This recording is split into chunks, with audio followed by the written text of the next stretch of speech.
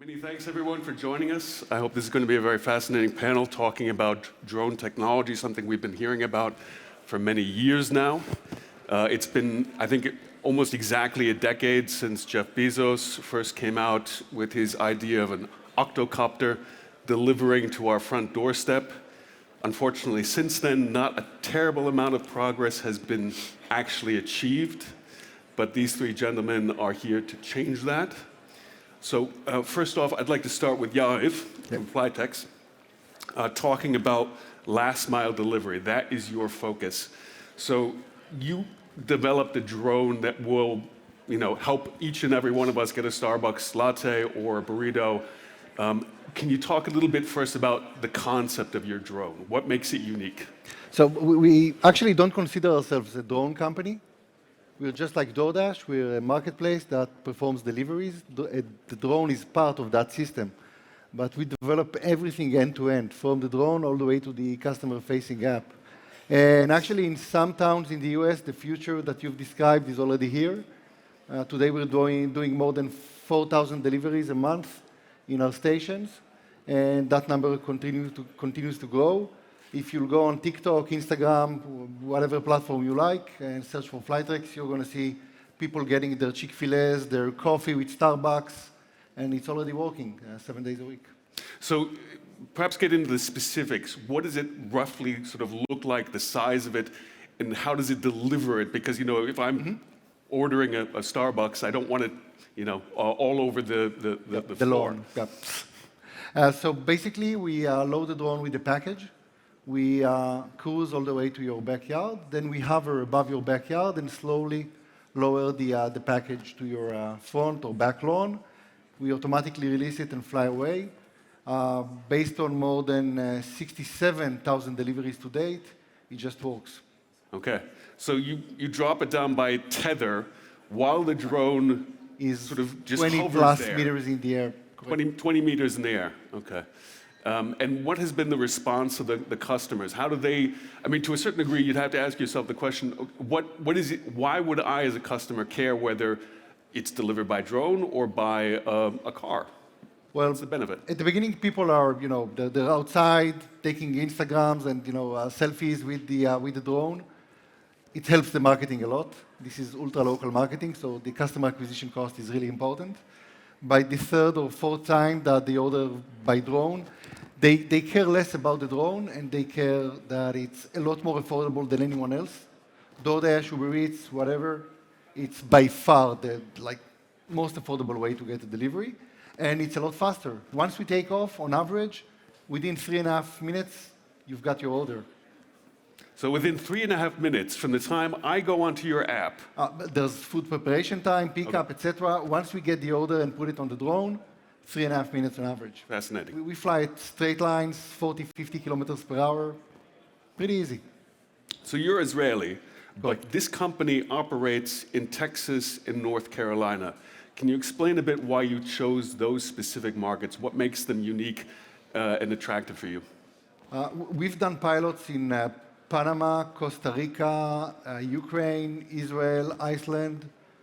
And when we realized that the FAA is going to work on commercial drones, the future of commercial drones, we realized that this is going to be the opportunity. Back in 2017, the FAA basically said, this is going to be huge. We want to tackle this. We knew it's going to be a marathon rather than a sprint. We were talking about US regulators. But we just focused on that. And within the FAA, they basically chose a few local governmental agencies to lead local efforts. And one of those agencies was the North Carolina Department of Transportation. So we started working under the NCDOT. And throughout the years, the FAA basically gave us federal approval for everything we're doing. So we were able to choose another place where we want to expand the business. Dallas was an easy choice based on weather, family income, population density, willingness to accept new technologies. And you're actually seeing, other companies like Flytrex, Amazon, Google, UPS, and others are actually also coming to the Dallas-Fort Worth area to start their operations there. Because you had told me just a moment ago that you're looking for markets where there is effectively one concentrated area full of restaurants and fast food providers that quickly within, I think, 5 miles of that location, there are not apartment buildings, for example, but houses with backyards where it's very easy to deliver this in that time frame. Is that roughly correct? Correct. We see the best user experience with backyards rather than apartment buildings. And the US suburbs are amazing for us. We're talking about 82 million backyards, roughly 2/3 of the US population, who are today underserved. There's DoorDash, but it costs a lot. There aren't too many restaurants. And over there, it just works. In our stations, we're currently working on a deployment map. Each one of our stations can service between 15,000 to 60,000 households.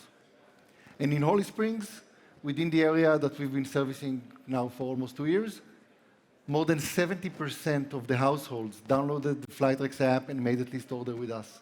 And after a year and a half, almost half of them are still with us, compared to a lot less with the traditional on-demand players. So it just works. People love it. They continue using it, and we just want to make people happy with food. That's easy.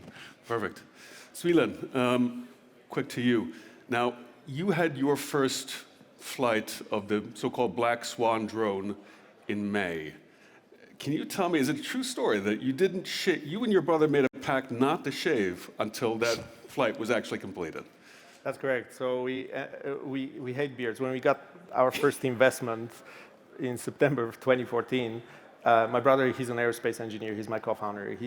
He said, you know what? I'm not going to shave until the full-size drone flies. This will motivate me to be faster. And I said, great, I'll join you.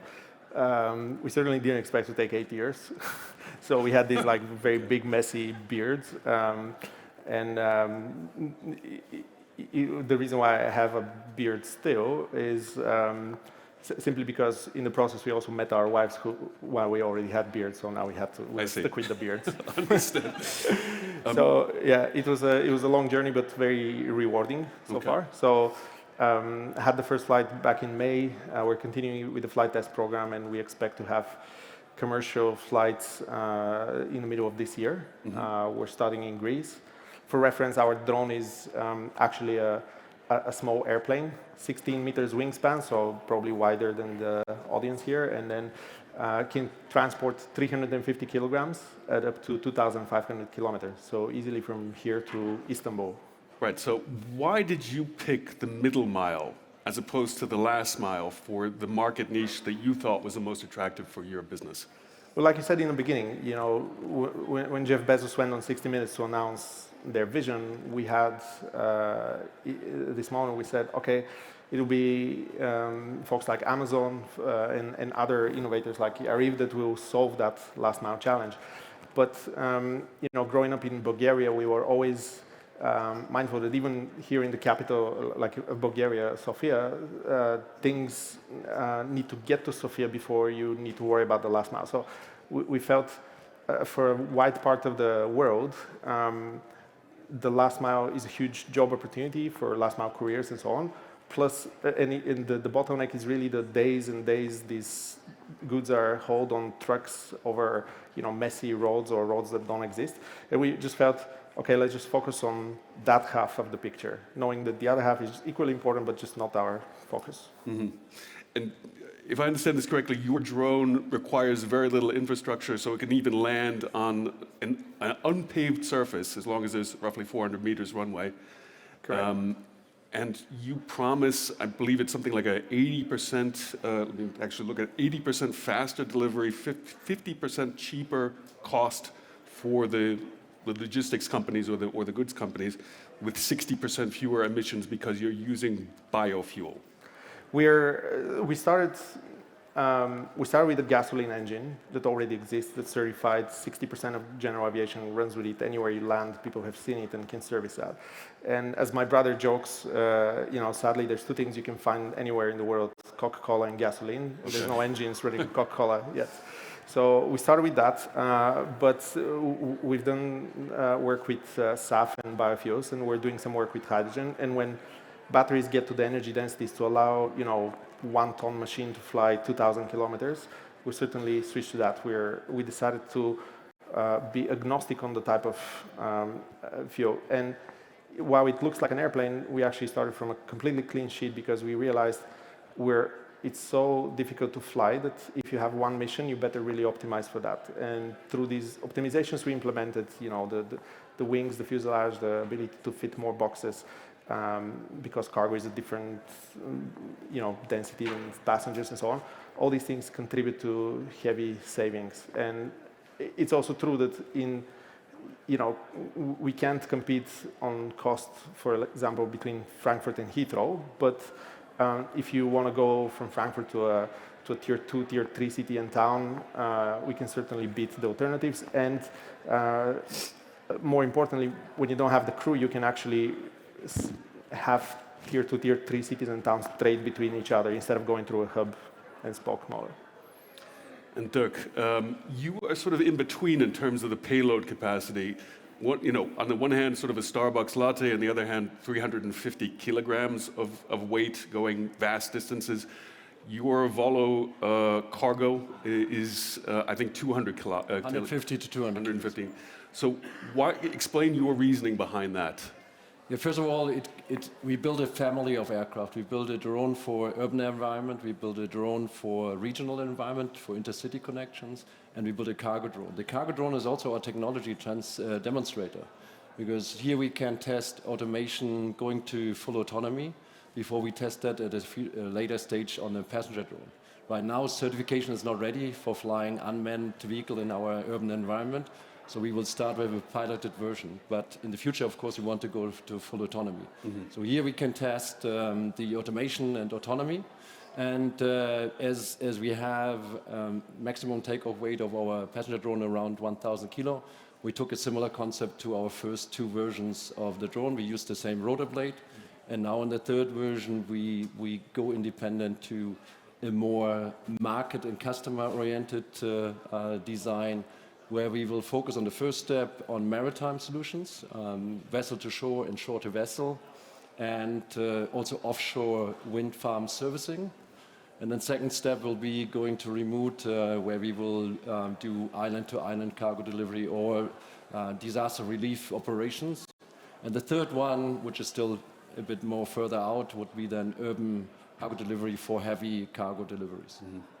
And we talked a little bit earlier about how you are the only one here that actually also is in the air taxi business. Yeah.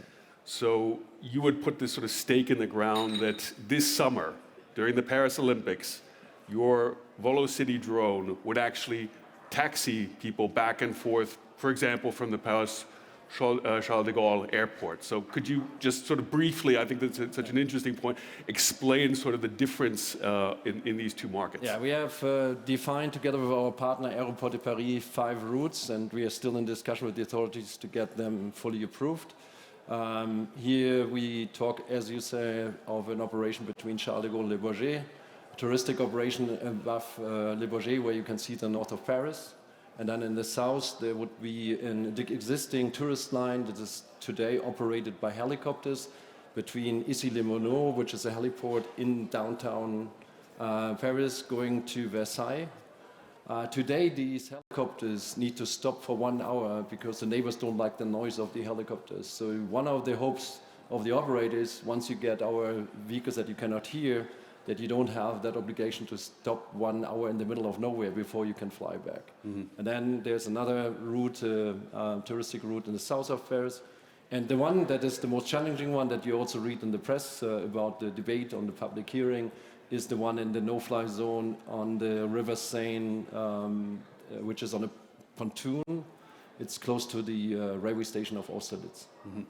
So initially I thought perhaps you were thinking that the cargo market would grow faster, that you were sort of hedging your bets for the air taxi market, but instead, if I understand this correctly, that is where you are first deploying your drones, and then once the technology has been proven, we will take that automation functions and autonomy over. So we know that some other companies, they try to go directly to fully autonomy, but it's a big challenge. And we see from the authority side, but even more important from the public acceptance side, it's too early. This will happen in the 30s.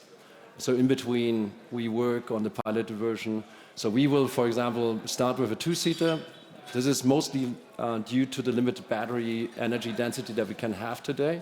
But in end of 26, we will move to a 4/5-seater. And with that, then also go into the scaling mode for the city operation.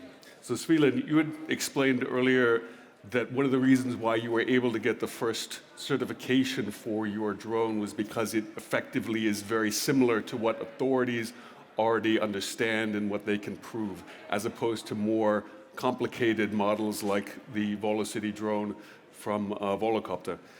Can you explain a little bit about your experience trying to get regulatory approval? How easy was it here in Europe? Usually you think that we're laggards when it comes to this sort of thing, but I think you had actually mentioned that they were quite, it was just the opposite. Yeah, so what we found is that actually the civil aviation authorities of 63 countries have been working on drone rules since 2007. So for 15 years, they've been trying to solve this and arrive at something harmonized. At some point, the European Union, being a large part of that, decided, just to go ahead and implement it in the EU, because by that time, until then, France had one set of rules, Bulgaria would have a different rules, and so on. It's just a mess. And so in 2019, they issued this regulation, and it took a couple of years to get implemented. And that regulation actually flips the traditional manned aviation certification model onto a different risk-based approach. So it said, essentially, tell me what you're going to do, and I'll give you a license for that precise thing that you want to do. So we were able to obtain certification for the operation because we have a very narrow scope of the operation. We only fly between airfields, between cities, not inside of them, in controlled airspace. So the risk assessment, the risk profile of our operation achieves a lower risk score. If we were to want to fly over Paris, we would face the same exact challenges that anyone else would.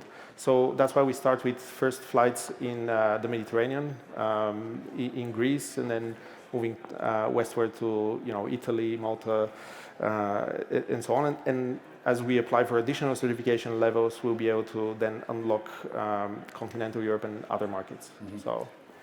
So Yariv, you're dealing with a different regulatory authority. And, the FAA, the Federal Aviation Authority, has very strict guidelines, as one would expect. You had mentioned that very recently, a couple of months ago, you had just received what was effectively a game-changing certification. So perhaps you could explain this whole concept of beyond vision or line of vision. So I have to say, after hearing you guys, I'm so happy to deliver hamburgers instead of humans or 300 kilograms. It makes my life easier. So today we're approved on a federal level in the US to operate above towns, cities, highways, people, not above stadiums while there's a game, but everywhere we want to operate. Basically, the FAA took an approach based on your weight. If you're up to a certain weight, then you can have an effective parachute that, in combination, shows that you're very, very safe, even if you hit someone, God forbid, on his head. And that allows us to prove our safety case pretty easily, I'd say, compared to bigger airplanes. And if you think about it, if an Airbus crashes, God forbid, on your neighborhood, it's your neighborhood's problem. If I crash on someone's rooftop, then I go and pick up the drone with the parachute. Hasn't happened yet, but not that bad. In terms of the approval we just got, so that was, I'd say, the last regulatory hurdle, big one. So before that, we had an approval to fly our airplane above whatever we need, and that cleared the ground risk. The FAA is certain that we won't crash on people, on cars. It's not a 100% safety case, but it's as good as general or commercial aviation. The approval we just got cleared the airspace. Can you avoid other airplanes flying in the air? Because we want to make sure that aviation safety stays as it is today, very safe. And that was the approval we got like a bit more than a month ago. But what makes it so important, if I understand this correctly, is this whole concept of visual line of sight was an inhibitor, that you had to have people that would at all times be able to Again, see. it's all about unit economy. Today I can expand and open 1,000 stations and lose money per delivery. That doesn't make any sense. And the approval we got switches that over. Now I can start making money per delivery. And that was the real bottleneck for operations. You guys can operate, but you can do it in the desert without anyone noticing. It doesn't make any sense. And the same thing was with my system. I could operate, but I need so many personnel that it didn't make any economical sense. And the approval we got allows me to now start expanding and building a system that makes an economical sense. Mm-hmm. So I'm going to ask each of you a question in terms of the biggest impediment to scaling this business. Down the line, is it something like the economics, the business model? Is it the patchwork of regulatory issues that you have to deal with? Or is it the social acceptance that you had also touched upon? So perhaps just since we started with you. So I'd say it's a multi-variable equation. Everything is important, but I'd say that the biggest thing is unit economy. You can play with all the variables and everything has to work that in the end you'll be making money. Otherwise, you can be very safe, but it doesn't matter because no one is going to use you if you're more expensive than something else. Okay. You can't deliver a hamburger with a BMW, even though it's a lot safer than an e-bike, because it doesn't make economical sense. Mm-hmm. For us, that's the bottom line. Mm-hmm. Dirk? I have to split that question. For cargo drones, in Europe it's slightly different. We operate under SORA-specific operational risk assessment, and then the so-called sales, safety, assurance, integrity levels. And this will take time to get to the full level now to fully certified. So this is a limiting factor. Once this is solved, we will have a similar case even for the bigger drones. For the passenger drones, it's first, of course, getting certified. And the second limiting factor is the battery, because we don't have a Moore's law where we have double capacity, half price every second year. So this is still a limiting factor. And the next limiting factor to go to autonomy will be the integration into air traffic management. Today, air traffic management is still controlled by human traffic controllers. And we already struggle with 25,000 commercial aircraft. Integrating additional thousands of drones, plus the increase of commercial aircraft, is just not possible with that system anymore. In Europe, we have a system, an approach for it, a program called CESA, Single European Airspace, but it will take years to go to fully integrated, automated airspace. And this will be the big enabler to then also start full integration of cargo drones, passenger drones, and this will be a huge enabler. Mm-hmm. Svilen, what do you think? Well, our journey was slightly different, right? So our blocker has for many years been access to funding. We started in Bulgaria off the beaten path. It took time to build that credibility, so we were able to actually achieve that on a fraction of a budget for traditional aerospace program. Looking back, that always annoyed me because it's years of our life. But at the same time, regulations only came into force, year 7 and so on. So I think now I see funding through a different lens. I see a lot of risk and venture capital not being really risked or ventured, especially in Europe. Especially in Europe. Especially in Europe, and especially when it comes to deep tech programs, right? Programs that take many years to develop, but then once you flip the switch, you get revenues and you get consistency of revenues that you don't really get from, let's say software or non-hardware products. And so not a lot of funding, especially in Europe, has been geared towards that, both on the private or public side, right? Like people just love to see a spreadsheet and see the numbers and think that's the game, but solving real problems in the real world just takes a different sort of attitude. And I wish Europe kind of finds again its ambition that, put it on the world map, because if we don't, other regions will not wait. Mm-hmm. Right? So that's my message. It looks like the two of you agree that Europe needs to take action, otherwise we get left behind. Right. I fully agree. We were yesterday in Brussels together for a new task force of the European Commissioner for Transport. talking about challenges and opportunities. And right now, we're still in a good position. We are very good in innovation in Europe. We have the right ideas. We have the power to innovate all kind of new mobility concepts. We're lacking behind in the commercialization, and this is lack access to capital, and then to get to the late stage where we really commercialize and build the ecosystem here in Europe. So this is the biggest challenge for us. Then the last question, because I think we're starting to run out of time. As far as, also down the line, I'd be very interested to hear, first off, what your forecast is. Where will this market be in 2025, roughly speaking, to 2030? Something realistic, as opposed to grand ambitions. And also, where will your company be in that time? So you're actually asking three different, I'd say, regions or segments of the market. So it's DoorDash, Airbus, and UPS, to some extent. It's an excellent summary. They're all doing deliveries, but very different. For us, we think 2024 is going to be an amazing year, not just for us. There are now 4 companies that have received the approval that we have. We're in good company, Amazon, Google, Zipline, very good company. And we think that down 2024, we're going to see expansion of drone deliveries, of on-demand drone deliveries. Walmart just announced a big project in Dallas next to us. So we're going to see that expanding in 2024 and then in 2025.